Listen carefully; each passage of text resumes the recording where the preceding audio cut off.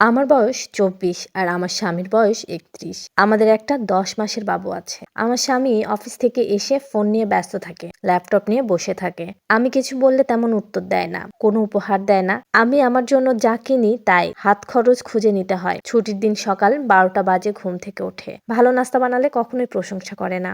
আমাদের বিয়ের ৪ বছর চলছে, কিন্তু কোনো বিবাহ বার্ষিকীতে আমাকে কোনো উপহার তো দূর, সবসময় আমি উইশ করলেও শুধু ধন্যবাদ দেয়। ছুটির দিনেও কোথাও ঘুরতে নিয়ে যায় না। মেয়েকে অনেক ভালোবাসে, কিন্তু আমি বলে না দিলে মেয়ের জন্য কখনো কোনো খেলনা কিংবা নাস্তা নিয়ে আসে না। ছুটির দিনে সারাদিন বাসায় থাকলেও ল্যাপটপ নিয়ে বসে থাকে। আমি যদি বলি তুমি আমাকে সময় দাও না, তাহলে সে উত্তর দেয় সারাদিনই তো বাসায় থাকি, কি বলবো বলো। কিন্তু আমি কিছু বললেই সে শুধু হু হু করতে থাকে, তেমন কোনো উত্তর দেয় না। সে তার পছন্দের মতো বাজার করে।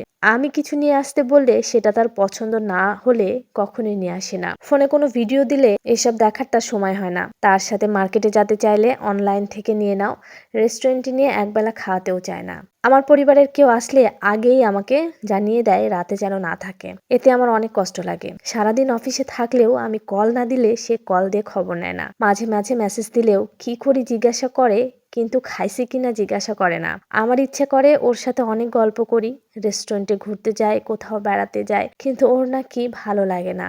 আমি বাবার বাড়ি গেলেও দরকার ছাড়া কল দেয় না। আমি কল দিলেও একটু কথা বলে শেষ করে দেয়। ২-৩ দিনের বেশি থাকতে দেয় না। তার নাকি খাবার গরম করতে ভালো লাগে না। তার জন্য শীতের সকালে উঠে আমাকে রুটি বানাতে হবে। যেদিন রুটি বানাইতে পারি না সেই দিন রুড বিহেভ করে।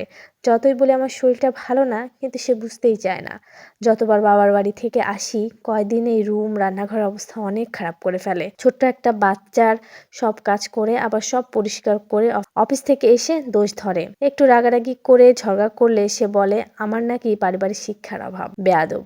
এসব নিয়ে আমি মানসিকভাবে অনেক কষ্টে আছি। নাম না জানাতে ইচ্ছুক এক আপুর লিখে পাঠিয়েছেন তার হাজবেন্ডের এই বিহেভিয়ার গুলা। সত্যি কথা বলতে না, হয়তো অনেকের চোখে এই বিষয়গুলো ভীষণ ছোট ছোট ব্যাপার, বাট একটা মেয়ের কাছে এই আবেগ অনুভূতিগুলোর অনেক মূল্য।